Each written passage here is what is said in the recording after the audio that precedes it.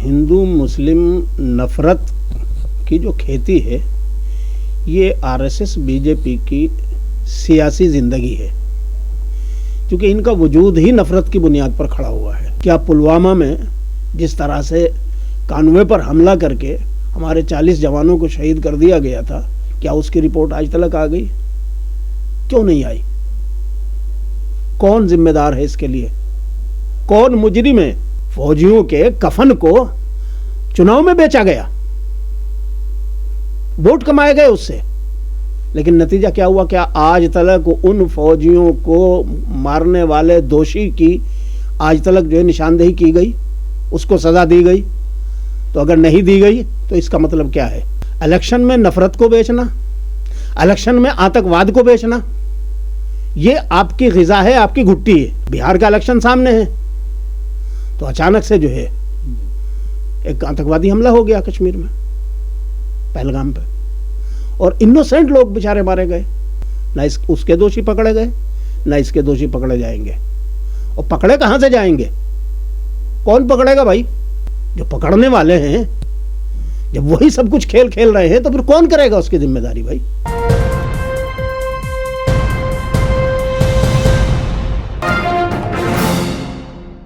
कश्मीर में आतंकवादी हमले के बाद जिस तरह से वहाँ की आवाम ने, जो वहाँ पर घिरे हुए थे, फंस गए थे, उनकी मदद की, उसकी दर्जनों सैकड़ों वीडियो सामने आई।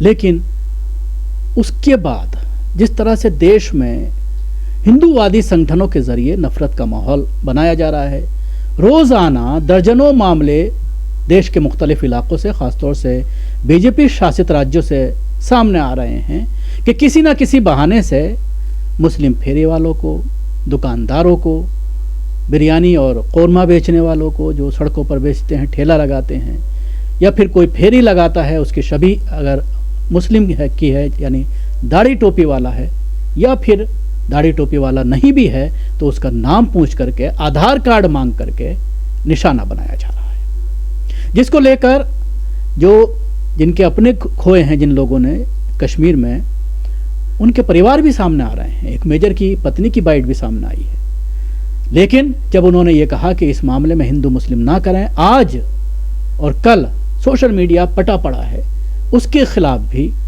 तरह तरह के बयानबाजी की जा रही है। तो ये एक नफरत का माहौल, ऐसे में जब देश जो है जंग के दहाने पर खड़ा हुआ है और देश में इस तरह का माहौल बना करके क्या हासिल करना चाहते हैं और क्यों इस तरह की ये पूरी गतिविधि चलाई जा रही है, बीजेपी आईटी सेल और आरएसएस और उसके जितने भी सहयोगी जमातें हैं, उनके ज़रिए क्यों ऐसा माहौल बनाया जा रहा है, इसी पर बात करने के लिए हमारे साथ मौजूद हैं वरिष्ठ पत्रकार अब्दुल रहमान आबिद। आबिद साहब, क्या कहना चाहेंगे? एक तरफ पाकिस्तान से जंग के दहाने पर खड़ा है, दूसरी तरफ देश को तोड़ने की एक बड़ी साजिश हिंदू मुस्लिम किया जा रहा है। देखिए, मैं समझता हूँ कि आपको भी ये बात मालूम होगी और होनी चाहिए, और जितने भी बाशऊर हिंदुस्तानी शहरी हैं उन सबको ये बात मालूम है कि हिंदू मुस्लिम नफ़रत की जो खेती है ये आरएसएस बीजेपी की सियासी ज़िंदगी है, क्योंकि इनका वजूद ही नफ़रत की बुनियाद पर खड़ा हुआ है। आरएसएस को अगर आप शुरू से देखिएगा तो गोलवालकर ने क्या कहा था कि हिंदू और मुस्लिम जो है वो इस मुल्क में एक साथ नहीं रह सकते हैं। दूसरी बात, ये किसने कहा था कि साहब हमें 1000 साल की अंग्रेज़ों की ग़ुलामी तो कबूल है, लेकिन ऐसी आज़ादी मंजूर नहीं कि जिसमें दलितों और मुसलमानों को अपने साथ रखा जाए।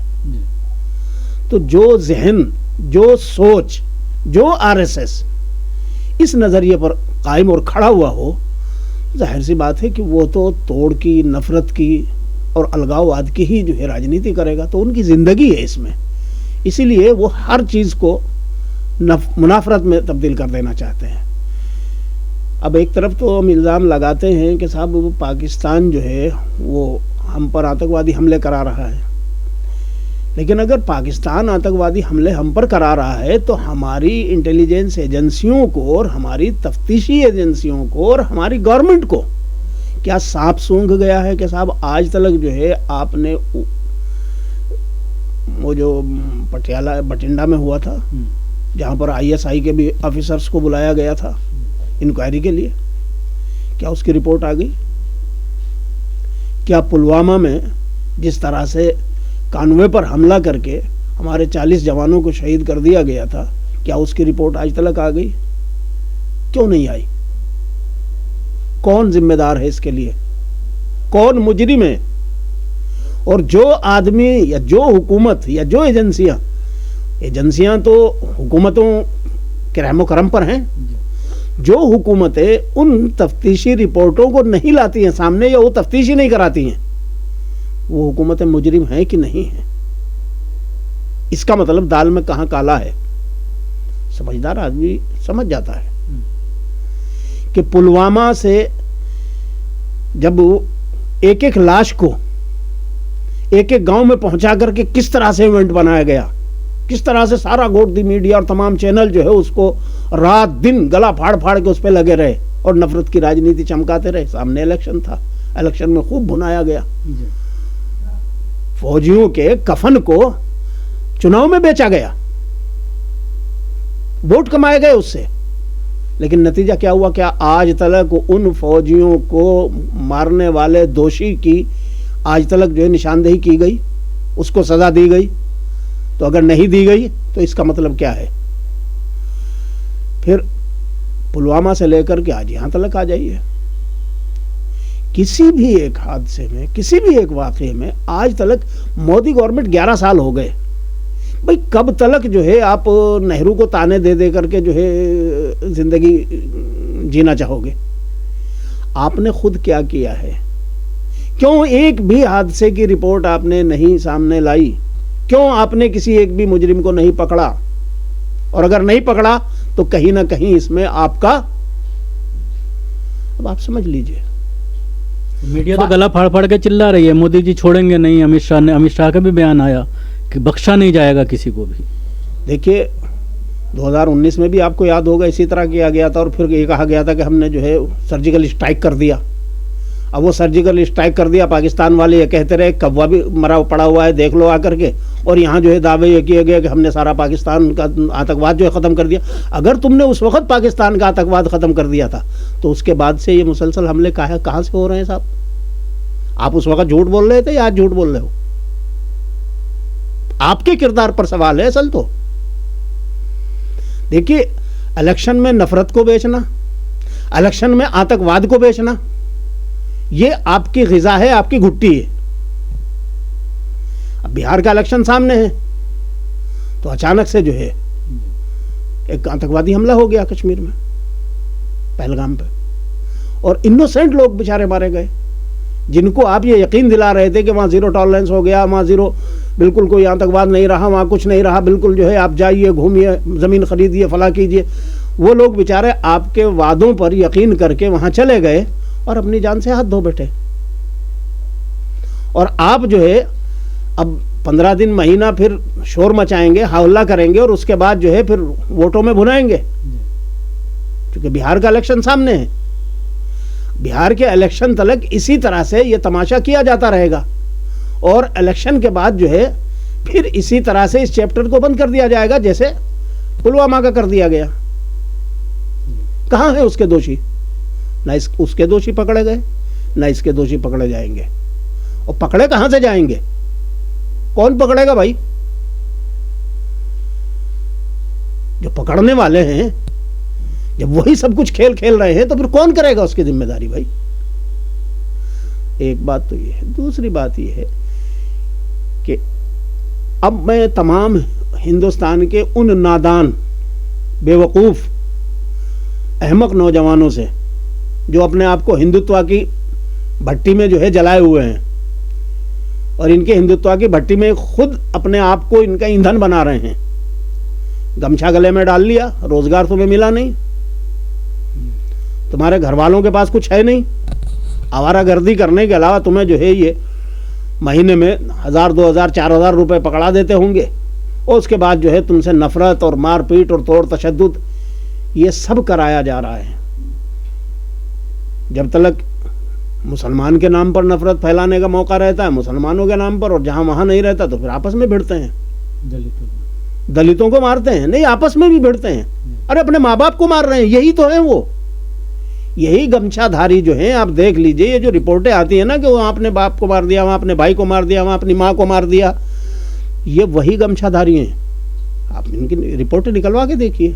क्यों कि जब मुंह इनके तशद्दुद का खून लगा दिया गया तो वो चैन से तो बैठने वाले हैं नहीं। लेकिन सवाल ये है कि इनके माँ बाप को भी तो ये बात देखनी चाहिए, इनके पास पड़ोस ख़ानदान को भी ये बात सोचनी चाहिए कि सवाल ये है कि क्या मुस्तकिल एक कम्युनिटी से नफ़रत पाल करके और नफ़रत की आग में अपने बच्चों को जला करके आप जो है इन बच्चों का भला कर दोगे, इस देश का भला कर दोगे? और क्या आप अपनी इन अहमकाना और बेवकूफ़ी की सोच से और इस अमल से आप ये समझते हो कि इस मुल्क से ये 30 करोड़ मुसलमान निकल जाएंगे? भाई आपने 11 साल में कितने मुसलमान मार दिए होंगे? बहुत से बहुत 10,000, 20,000, 50,000, 1 लाख भी मार देंगे, बाकी के तो मुसलमान यही रहने हैं। और नफरत को तुम जितना बढ़ाओगे, अभी दूसरी तरफ से कोई आपको रिएक्शन नहीं मिल रहा है एक्शन का, लेकिन आखिर हर चीज़ की कोई इंतहा होती है, कहीं ना कहीं जाकर के जो है तो कोई एंड होता है और फिर एक्शन का रिएक्शन भी होता है। तो आप ये अंदाज़ा लगाइए कि खुदा न खास्ता अगर किसी दिन एक्शन का रिएक्शन होना शुरू हो गया तो इस मुल्क में खाना जंगी होगी कि नहीं होगी।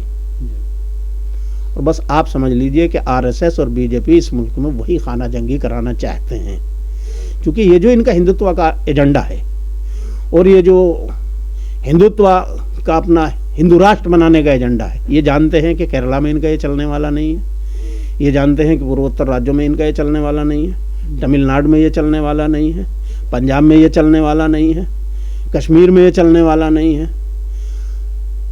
तो जब ये सब जगह नहीं चलने वाला तो ले दे करके इनके पास ये हिंदी भाषी स्टेट ही बचते हैं, जहाँ पर इन्होंने पिछले 50-60 साल से लगातार जो है नफ़रत का बीज बोया है और नफ़रत की खेती को परवान चढ़ाया है। आज यहाँ पर जो है वो खेती जवान है और यहीं से जो है ये अपनी ताकत दिखा रहे हैं।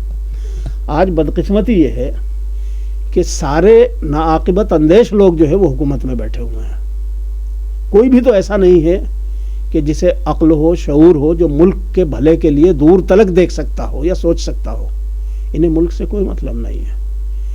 ये अहमक लोग हैं, ये सिर्फ जो है अपनी आरएसएस की जो एक महदूद सोच है उस सोच के दायरे में इस मुल्क को बांधना चाहते हैं, और वो बांधना नहीं बल्कि बांटना चाहते हैं। वो ये चाहते हैं कि किसी भी तरह से पब्लिक जो है वो बेजार हो करके अलगाववाद का शिकार हो जाए। आप देख लीजिए इनके इक़दाम शुरू से लेकर के आज तक ये खुद पब्लिक को आतंकवाद की आग में झोंकना चाहते हैं, खाना जंगी की आग में झोंकना चाहते हैं। और ये जो इस कदर नफ़रत को और तशद्दुद को और आतंकवाद को पाला जा रहा है भगवा रंग में, ये गमछे डाल डाल करके।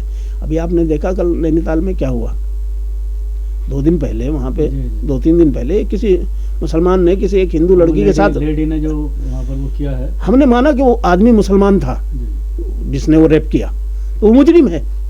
पुलिस को चाहिए उसको पकड़ के जो है कानून के हवाले करे।